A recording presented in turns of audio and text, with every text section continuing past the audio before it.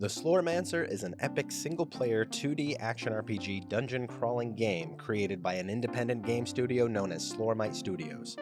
The game follows a band of outcasts on their fight against hordes of enemies led by the title's namesake, the Slormancer. Play as a mighty knight, a fierce huntress, or a mischievous mage, master hundreds of abilities and ancestral powers, fight to restore the kingdom and its residents. Honestly, I have found this game to be way more impressive and in-depth than I could have ever imagined. So let's check out what this game offers and go over my first impressions of the game.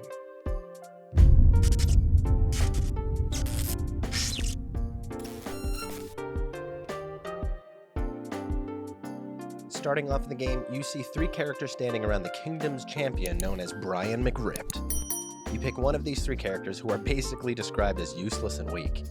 You have a knight who focuses on strength of melee combat and wields a giant sword, a huntress who uses a bow and focuses more on ranged combat and speed, and last is a mage who uses arcane and elemental magics to cast interesting spells. Once selected, you are then asked to go get your first weapon and then a protein shake for Brian. Once done, Brian will collapse and die due to poisoning. But fret not, because he will immediately pop back up as a ghost that you can see. From here, he will guide you on your journey to defeating the one behind all of this, the Slormancer. After his death, almost all of the residents of the kingdom will vanish, and the king will then task you with breaking the seal that has locked up the kingdom, and along the way you will eventually find and return each of the residents. The game has missions to the left of the town that you will progress through. Along the way you will fight enemies, discover gear that you can equip, and level up. Enemies you defeat will give you a currency known as Slormite, and with this you can upgrade your spells and artifacts. You will have to find Artificer Stones along the way in order to unlock artifact skills, but once done you can then use the Slormite to level them up further. In the missions you will have a finite amount of health with no access to a health potion, so you need to be careful and very strategic about how you make it through the levels. Some gear or abilities may offer a way of healing, such as lifesteal, but that's if you're lucky.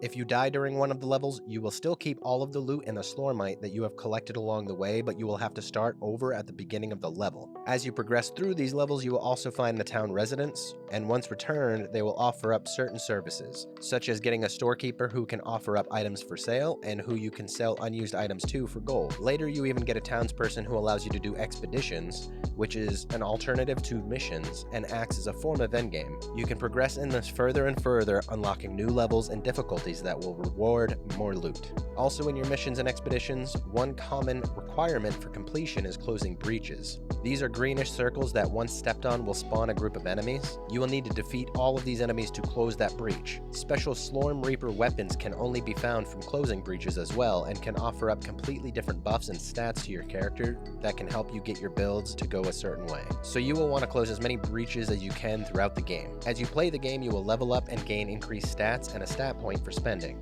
There are 8 main stats that can be added to, and every 5 points added to a single stat will give additional boosts. At any time, you can remove stat points and place them into a different stat if you so choose. With skills, you will unlock tiers the more that you use that specific skill. Each tier bracket allows you to have one ability selected, and you can level these abilities using Slormite. You can only have 2 skills equipped to the left and right clicks on your mouse, and a support ability bound to your spacebar. So those are the basics of the game without ruining too much of the complete story and the endgame. My overall opinion of the game is extremely positive. I initially would not have picked up a game like this only because I tend to seek out multiplayer looter games so that I can have fun with my friends, but with this game, I couldn't help but be interested regardless of it being single player only. The graphics are super nostalgic of old games, but still has a feeling of modern charm to it. The story is absolutely hilarious, and I can't help but read every bit of dialogue just because I'm interested in what ridiculous statements will come next. Being told we have to go find a specific item, and then after completing the level for that item,